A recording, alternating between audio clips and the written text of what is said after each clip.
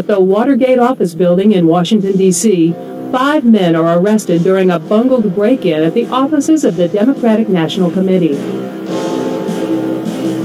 The men all carry cash and documents that show them to be employed by the committee to re-elect the president. One of the men arrested is James McCord, a former CIA agent. The police arrest 2 more suspects, G. Gordon Liddy and E. Howard Hunt, White House aides. John Mitchell, head of the committee to re-elect the president, responds to the break-ins. The president, obviously, or anybody in the White House, or anybody in authority in any of the committees working for the re-election of the president, have any responsibility for it, and therefore there's no reason why it should be a matter of concern to the American public, and it certainly won't hurt the president's re-election. Little is made of the arrests until after the November election, in which Richard Nixon is re-elected. Amid swirling rumors of widespread wrongdoing and political dirty tricks, the Senate establishes a select committee on presidential campaign activities. Democrat Sam Ervin chairs, while Archibald Cox is named as special prosecutor. James McCord, one of the 7 convicted of the break-in, names John Mitchell the overall boss. Patrick Gray, acting director of the FBI, resigns after admitting he destroyed evidence connected to Watergate. His replacement, Clarence Kelly, a man with no political ties to Richard Nixon, makes this pledge. I have been in this business for 33 years, 21 of it in the FBI. I have not then bowed at any time to political pressure. I do not intend to do so at any time in the future. I do not anticipate that I will be expected to do so.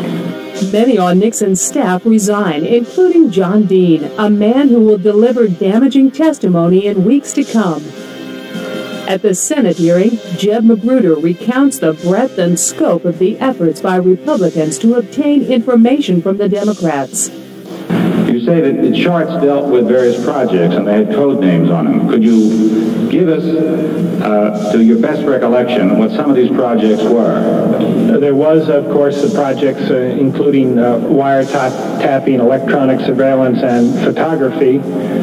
There were projects relating to the abduction of individuals, particularly members of radical groups. We were concerned about the convention in San Diego, and Mr. Liddy had a plan where the leaders would be abducted and detained in a place like Mexico, and that they would then be returned to this country at the end of the convention.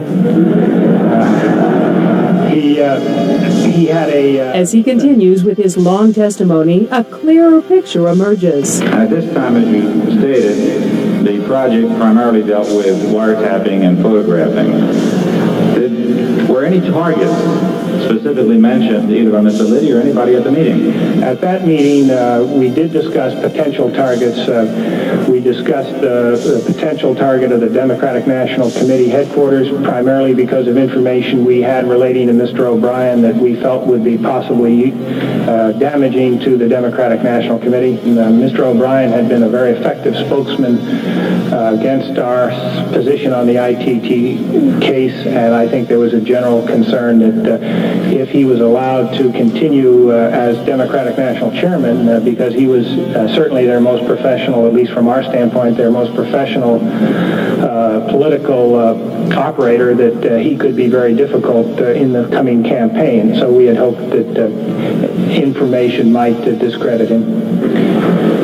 I think we all had questions about Mr. Liddy, but he had come with good recommendation. And Mr. Mitchell made some notes on his copies, indicated the targets as we had discussed previously. And Mr. Mitchell simply signed off on it in the sense of saying, okay, let's give him the $250,000 and let's see what he can come up with. Are you conveying the impression, Mr. Magruder, that the decision was sort of not made, or that it was passively made under the... No, I don't want to say it wasn't made. The decision was made. Only Mr. Mitchell had authority to authorize any sums in that campaign. who participated with you, without coercing you, in the working up of the fabricated story? Well, there were, from the time of the break-in to my second grand jury appearance, and then actually into my third grand jury appearance in September, series of meetings. The main participants typically were Mr. Mitchell, Mr. LaRue, Mr. Mardian, and Mr. Dean, although many other people would meet in these meetings. And then Mr. Magruder explains how the cover came into being. What we did was we simply took factual activity that we had asked Mr. Liddy to do, and we exaggerated to a great extent the amount of money spent on those activities to the tune of the $230,000. But Jeb Magruder makes one point clear. As far as I know, at no point during this entire period, from the time of planning of the Watergate to the time of trying to keep it from the public view, did the President have any knowledge of our errors in this matter. He had confidence in his aides, and I must confess that some of us failed him. I regret that I must today name others who participated with me in the Watergate affair. Mr. Mitchell responds to Magruder's accusations. Know of the plan for a wiretap? Not in any way, form, shape, or circumstance. I had no involvement, didn't know about it, and had no participation in it. Spiro Agnew, the Law and Order Vice President, resigns after pleading nolo contendere to income tax evasion. Former White House aide John Dean testifies under immunity. It's his testimony that's most damaging to the President. It is my honest belief that while the President was involved, that he did not realize or appreciate at any time the implications of his involvement. I began by telling the President that there was a cancer growing on the presidency, and if the cancer was not removed, the President himself would be killed by it. I also told him that it was important that this cancer be removed immediately because it was growing more deadly every day. I concluded by saying... This revelation implicates the President in the cover-up of the burglary.